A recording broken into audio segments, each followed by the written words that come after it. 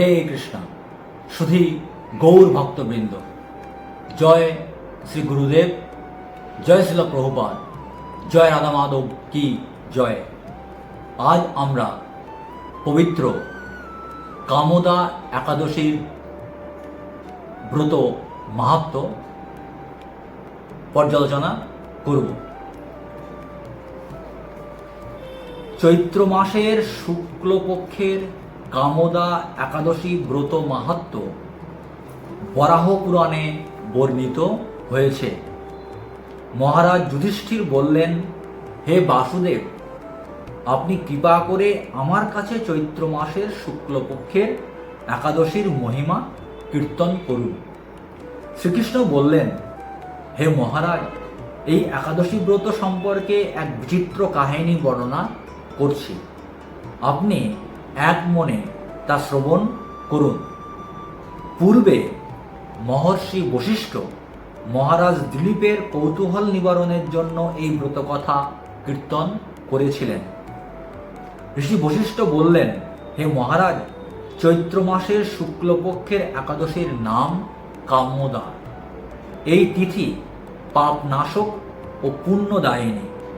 পূর্বকালে মনোরম নাগপুরে স্বর্ণ নির্মিত গৃহে বিষধর নাগেরা বাস করত। তাদের রাজা ছিলেন পুণ্ডরিক। গন্ধর্ব, কিন্নর ও অপ্সরাদের দ্বারা তিনি সেবিত হতেন। সেই পুরীর মধ্যে অপ্সরা শ্রেষ্ঠ ললিতা ও ললিত নামে গন্ধর্ব স্বামী স্ত্রী রূপে ঐশ্বর্যপূর্ণ এক গৃহে পরম সুখে দিন যাপন করত। একদিন পুণ্ডরিকের রাজসভায় ললিত একা গান করছিল। এমন সময় ললিতার কথা তার মনে পড়ল। ফলে সঙ্গীতের স্বর, লয়, তাল, মানের বিপর্যয় ঘটল। কর্কটক নামে এক নাগ ললিতের মনোভাব বুঝতে পারল। গানের ছন্দভঙ্গের ব্যাপারটি সে পুণ্ডরিক রাজার কাছে জানালো। তা শুনে সর্পরাজ ক্রোধ ভরে কামাতুর ললিতকে, রে দুর্মতি, তুমি রাক্ষস হও বলে অভিশাপ দান করল। সঙ্গে সঙ্গে সেই ললিত ভয়ঙ্কর রাক্ষস মূর্তি ধারণ করল। তার হাত 10 যোজন বিস্তৃত, মুখ পর্বত গুহা তুল্য, চোখ দুটি প্রজ্বলিত আগুনের মতো, ঊর্ধ্বে 8 যোজন বিস্তৃত প্রকাণ্ড এক শরীর সে লাভ করল। ললিতের এরকম ভয়ঙ্কর রাক্ষস শরীর দেখে ললিতা মহা দুঃখে চিন্তায় ব্যাকুল হলেন। স্বেচ্ছাচারী রাক্ষস ললিত দুর্গম বনে ভ্রমণ করতে লাগল। ললিতা কিন্তু তার সঙ্গ ত্যাগ করল না। ললিত নির্দয়ভাবে মানুষ ভক্ষণ করত। এই পাপের ফলে তার মনে বিন্দুমাত্র শান্তি ছিল না। পতির সেই দুরবস্থা দেখে ব্যথিত চিত্তে রোদন করতে করতে ললিতা গভীর বনে প্রবেশ করল। একদিন ললিতা বিন্ধ্য পর্বতে উপস্থিত হল। সেখানে ঋষ্যশৃঙ্গ মুনির আশ্রম দর্শন করে মুনির কাছে হাজির হল। তার চরণে প্রণাম করে সেখানে দাঁড়িয়ে রইল। মুনিবর জিজ্ঞাসা করলেন, হে সুন্দরী, তুমি কে, কার কন্যা, কি কারণেই বা এই গভীর বনে এসেছ, তা সত্য করে বলো।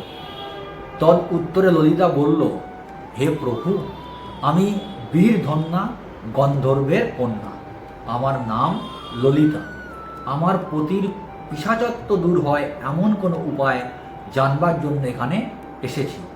তখন ঋষি বললেন, চৈত্র মাসের শুক্লপক্ষের কামদা নামে যে একাদশী আছে, তুমি সেই ব্রত যথাবিধি পালন করো। এই ব্রতের পুণ্যফল তোমার স্বামীকে অর্পণ করলে তৎক্ষণাৎ তার সমস্ত পাপ বিনষ্ট হবে। বশিষ্ঠ ঋষি বললেন, হে মহারাজ দিলীপ, মুনির কথা শুনে ললিতা আনন্দ সহকারে কামদা একাদশী পালন করল। তারপর ব্রাহ্মণ ও বাসুদেবের সামনে পতির উদ্ধারের জন্য আমি যে কামদা একাদশীর ব্রত পালন করেছি তার সমস্ত ফল আমার পতির উদ্দেশ্যে অর্পণ করলাম।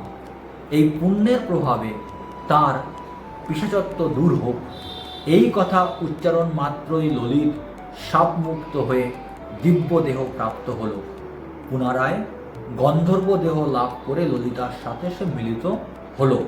তারা বিমানে করে গন্ধর্ব লোকে গমন করল। হে মহারাজ দিলীপ, এই ব্রত যত্ন সহকারে সকলেরই পালন করা কর্তব্য। এই ব্রত ব্রহ্মহত্যা, পাপ বিনাশক এবং পিশাচত্ব মোচনকারী। এই ব্রত কথা শ্রদ্ধাপূর্বক পাঠ ও শ্রবণে বাজপেয় যজ্ঞের ফল লাভ হয়। তো আমরা অত্যন্ত শ্রদ্ধা, নিষ্ঠা এবং ভক্তি সহকারে কামদা একাদশী তিথি বা ব্রত উপবাস পালন করব। এই ব্রত উপবাস করলে আমরা নিজেরা আমাদের পূর্বকৃত জানতে এবং অজান্তে সঞ্চিত যে সমস্ত পাপ, তা থেকে মুক্ত হতে পারব। আমাদের ভগবানের প্রতি ভক্তি এবং শ্রদ্ধা বর্ধিত হবে এবং আমাদের পরিবার পরিজন বা আত্মীয় স্বজন বা যারা একাদশী ব্রত পালন করতে অসমর্থ হন, তাদেরকে মুক্তির জন্য, তাদেরকে কৃপা করার জন্য আমরা একাদশী ব্রত করার ফল তাদের উদ্দেশ্যে আমরা ভগবানের কাছে প্রার্থনা করে অর্পণ করতে পারি। বা আমাদের পূর্বপুরুষরা যারা ইতিমধ্যেই আমাদের ত্যাগ করে মারা গেছেন বা চলে গেছেন, তাদের উদ্দেশ্য আমরা শুদ্ধভাবে নিষ্ঠা সহকারে একাদশী ব্রত, বিশেষ করে এই কামদা একাদশী ব্রত পালন করার পরে তার ফল অর্পণ করে তাদেরকে মুক্তির জন্য আমরা সহযোগিতা করতে পারি। আমাদের পিতৃপুরুষদের উদ্দেশ্যে আমাদের শ্রদ্ধা সহকারে পালন করা উপবাসের, একাদশী উপবাসের ফল অর্পণ করে তাদেরকে মুক্ত করে তাদেরকে আমরা কৃপা করতে পারি। আর আমরাও পাপ থেকে মুক্ত হয়ে এই মৃত্যুময় সংসার থেকে, এই পাপময় সংসার থেকে মুক্ত হয়ে ভগবানের ধামে ফিরে যেতে পারি। নিজেদের মঙ্গল এবং আমাদের পূর্বপুরুষদের মঙ্গল, জগৎ সংসারের সকলের মঙ্গল।